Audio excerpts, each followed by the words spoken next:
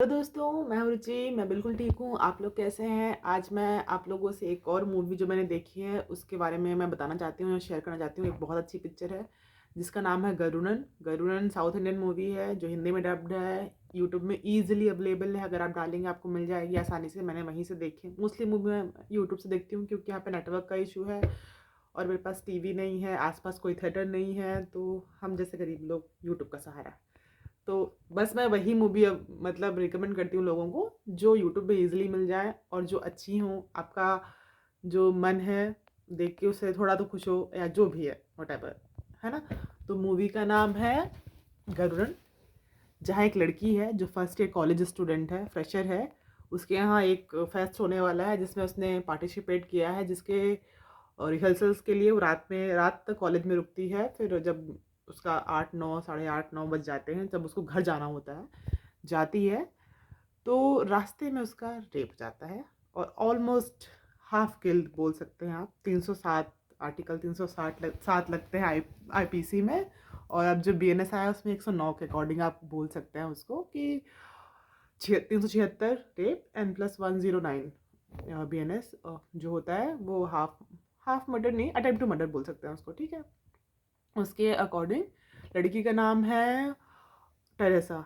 She is a Christian girl, उसका नाम है टेरेसा। ये सब सिचुएशन हो रही होती है और फिर एक ऑलमोस्ट ये सब कुछ हो रहा होता है। वहाँ पे एक आदमी पहुँच जाता है जो देख लेता है ये सब होते हुए। पर क्योंकि रात का टाइम रहता है, अंधेरा रहता है, उसे ठीक से दिखाई नहीं देता।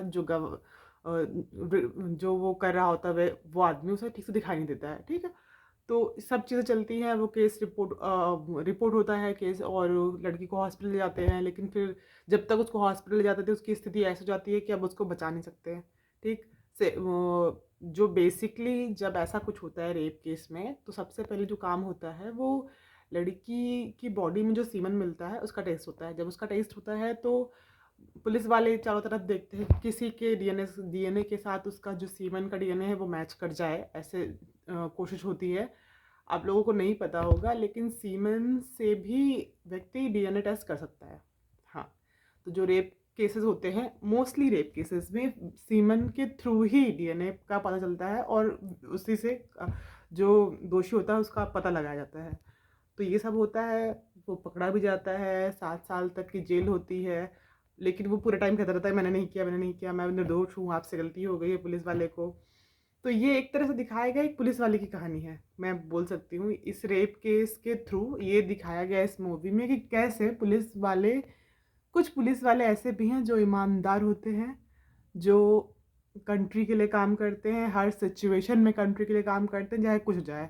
और प्लस एक और अच्छी चीज़ दिखाई इस पिक्चर में मुझे अच्छी लगी कि किस तरह अगर कोई एक पुलिस वाला बीच मझधार में है या परेशान है, तो कैसे उसका पूरा डिपार्टमेंट उसके साथ खड़ा रहता है जब वो जानता है कि वो सही है। मैं ये नहीं बोल रही हूँ कि उसके गलत काम में, मैं ये बोल रही हूँ उसके सही काम में कैसा पूरा डिपार्टमेंट उसके साथ खड़ा रहता है। तो ये पूरी स्टोरी इसी चीज़ पे डिपेंड करती है लास्ट में जब आपको पता चलेगा कि किसने किया है। बहुत कुछ आपको समझ में आएगा। और मतलब 2 घंटे 20 मिनट 22 मिनट की पिक्चर है। 2 घंटे 22 मिनट आपको एंगेज रखेगी।